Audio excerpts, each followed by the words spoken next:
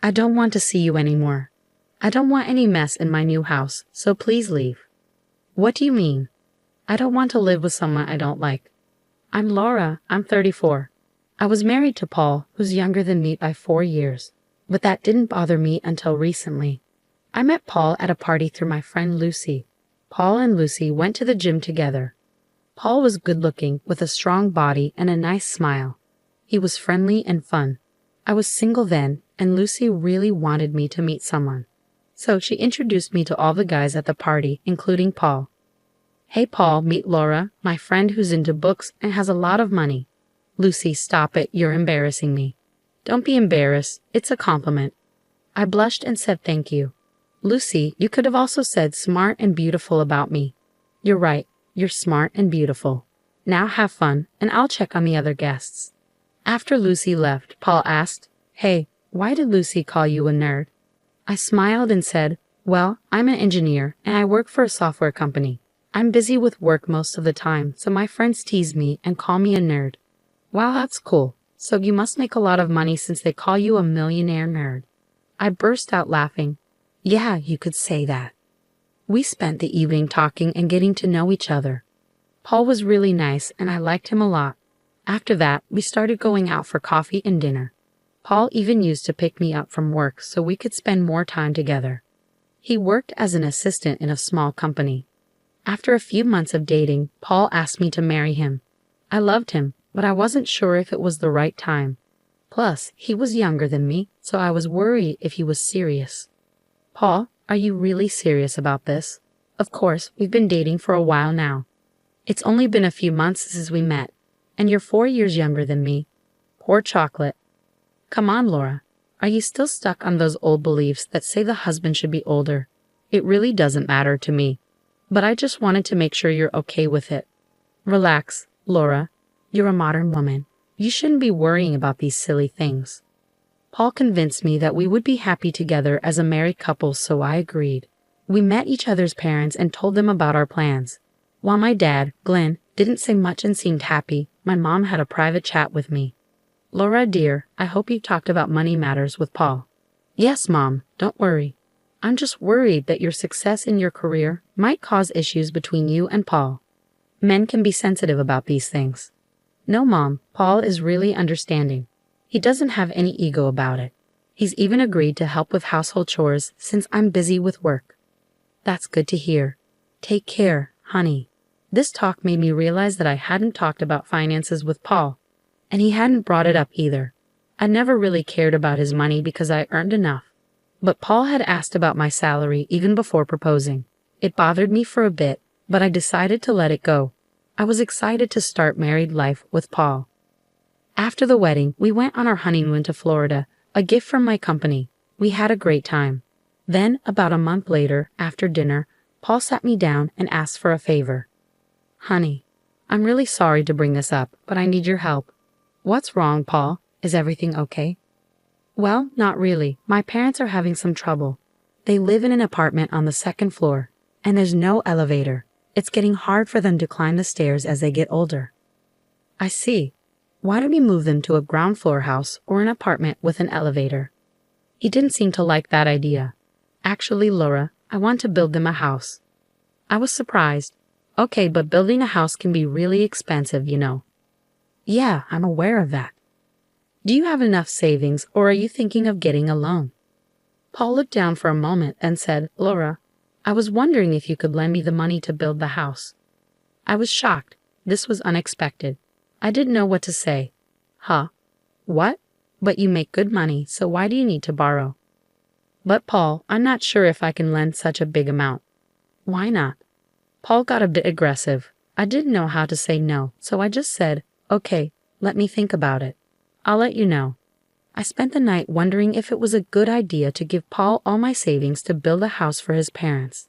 I've worked so hard for this money, saving up for my own future. The next morning, as I was leaving for work, Paul hugged me and said, Laura, I'll wait for your decision. Let's talk about it this weekend. I'm running late. I wasn't feeling too good about this situation, so I talked to a colleague for advice. She suggested making an official contract with Paul to ensure he'd pay back the money. It sounded like a good plan to make sure everything was clear and Paul wouldn't back out later. When I got home, I told Paul I could lend him the money, but he'd have to pay me back in 3 years. Surprisingly, Paul agreed. I made it clear he'd need to sign official papers, and if he didn't pay me back, I could take legal action. Paul laughed when I mentioned the papers. You can't be serious. I am serious. I have the papers ready. What? He looked surprised, then said, Okay, I'll sign. He smirked and signed the papers. I transferred the money to him, but I still felt uneasy because Paul's salary wasn't enough to pay me back. After that, Paul started acting strangely. He came home late and didn't help with chores. When I complained, he said he was busy at work. My feelings for him started to fade. On weekends, he was often away, overseeing the construction of his parents' new house. Sometimes he didn't come home, saying he was staying with his parents. I started to suspect something was wrong. I can't take this anymore, Paul. You've been acting strange and living off me like a parasite in this house.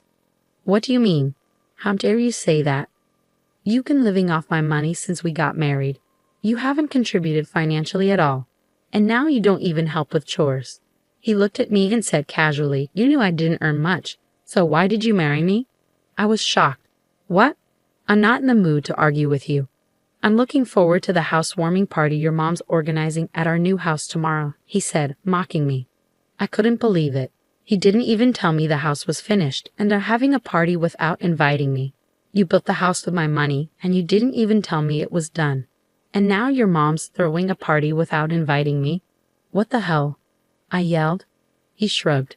Oops, my bad. Come if you want, he said, and left, humming. I was so angry I wanted to break something, but I calmed down. An hour later, my mother-in-law called. Hello, I answered. Hi. I'm calling to let you know we're having a housewarming party at our new place tomorrow, she said. Okay, I replied shortly before hanging up. I was pretty sure Paul had asked her to invite me. If she genuinely wanted me there, she would have called earlier. Besides, she's never been friendly to me, not even when we first met or after the wedding. At first, I didn't want to go because of everything that had happened. But then I thought if I didn't, Paul and his mom would probably say I'm just jealous of their new house. So I decided to put on a fake smile and go for a bit. When I got there, I saw the entrance decorated with flowers, and Paul was standing with his mom, greeting guests. As I walked in, my mother-in-law said, Oh, you came. I didn't think you would. What made you think that? Paul interrupted. You're here now, so come inside. I followed Paul inside and saw my father-in-law sitting alone. He smiled genuinely when he saw me and thanked me for the money. It was the only time I felt good about lending it, because neither Paul nor his mom had shown any gratitude. Paul and his mom ignored me the whole time. I just chatted with some relatives, waiting for the party to end so I could leave. When everyone left, I said goodbye to my father-in-law.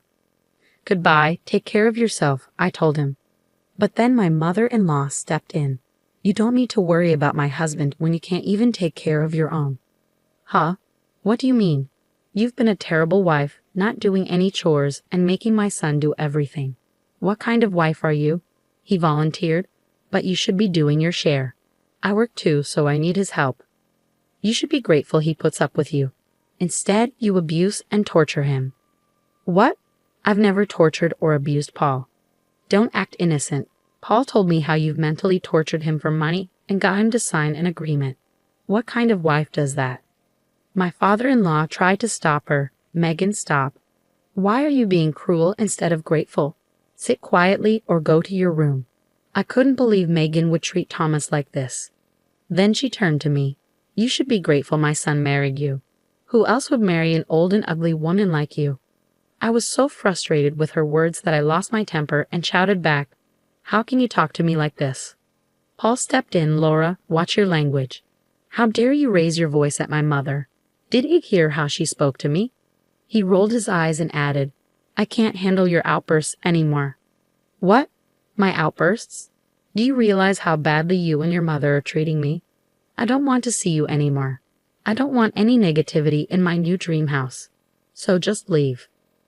What? Why? Yes, I don't want to live with someone who speaks to me like this. You've been living off my income all this time, and now you're calling me trash? You're pathetic, Laura. Let's be clear. You knew you couldn't find someone as good-looking as me, given your age and looks, so you married me. And now you shouldn't be complaining about money, Paul said. I felt my face burning with anger. Feeling deceived and furious, I yelled at him. I can't stay with such a shallow person. I want a divorce and my money back. Paul started laughing evilly. Sure, you want a divorce. Fine, but you'll have to pay me back the money if you want it. Since you want the divorce, it's on you. Paul's sinister laughter revealed a side of him I hadn't seen before. I was livid at his evil smirk. You'll have to repay the money I lent you, or I'll take legal action. Go find your stupid papers first, he sneered. Feeling numb, I left, unable to bear any more insults. They had belittled and mistreated me. I went straight to the bank where I kept the papers in the locker, only to find them missing. Checking the bank log, I discovered Paul had accessed the locker a month ago. It was a joint account, so he had access too. We'd opened it after getting married to save money, but it was mostly my earnings going in. Even the copy in my wardrobe was gone. Realizing how Paul had deceived me, I understood his interest in me at Lucy's party was because of my salary. He'd been living comfortably off my earnings in my house. Then he emotionally manipulated me into lending him money for his house and later kicked me out. And now he'd stolen the agreement so I couldn't get my money back. I'd been tricked, but thankfully, I still had the original papers. I gradually felt like Paul might betray me, so I kept the original documents safe at my parents' house and kept copies in the bank and my wardrobe. Despite all the pain and insults, I was relieved that I followed my instincts and kept the papers away from Paul's reach. I called my mom and told her everything. She was furious and wanted to sue Paul and his mother for mistreating me. She also admitted she wasn't surprised. I asked her, "Did you know about Paul's intentions?" "No, I didn't know for sure, but I had a feeling he wasn't truly in love with you." "How did you know?" "He rushed into the wedding. You hardly knew each other when he proposed and insisted on getting married." "Yeah, you're right. I should have been more cautious." "When you came home, I asked if you talked about finances with him, and you said yes." "Actually, Mom, I lied. I never talked about money with him, and I never asked about his salary. It just wasn't important to me." "Well, learn from this. Don't trust too easily." I hired a lawyer and sent divorce papers with a notice demanding repayment in 3 years. If not, the court would sell his property to pay me back. Paul and his mom had no idea what was coming. When they got the papers and notice, they tried calling me, but I ignored them and blocked their numbers. Paul even tried calling my parents, but they ignored him too. Paul left a voicemail on my office phone saying, "I'm sorry for everything. Please forgive me. You know how much I love you. My mom influenced me, but I hope you'll take me back." Paul always used my emotions to manipulate me, but not this time. I deleted his message and blocked his contact. His lawyer also asked me to forgive some of the money, as Paul couldn't afford it. I ignored the request. After all the insults and attacks, I couldn't forgive them. I waited patiently for 3 years. Paul could only manage to pay half, mostly through loans because his salary was low. He had to sell the house he'd insulted me and kicked me out of, the dream house. And now, 3 years later, he has to sell his house to pay me back. It seems like things didn't go well for Paul and Megan after everything came to light. Paul moved back in with his parents and they faced a lot of backlash from the neighborhood. Megan continued to mistreat Paul and Thomas for their financial situation, even after everything. Paul's reputation took a hit at work, and he eventually left his job and moved away. Thomas also left Megan and went to live with his brother in the countryside. Megan now works as a nanny to make a living. I don't feel sorry for either Paul or Megan, as they brought this upon themselves. I'm glad to hear that Thomas will finally be able to live peacefully in his retirement years. It sounds like you're being careful this time around. You've been dating Charles for a year now. He's your colleague and 35 years old. You've known him for a while. But there were no romantic feelings before. About a year after your divorce, you started to enjoy each other's company at an office party, and things progressed from there. It's good that you're taking your time to think things through this time. It's important to be cautious after what you've been through.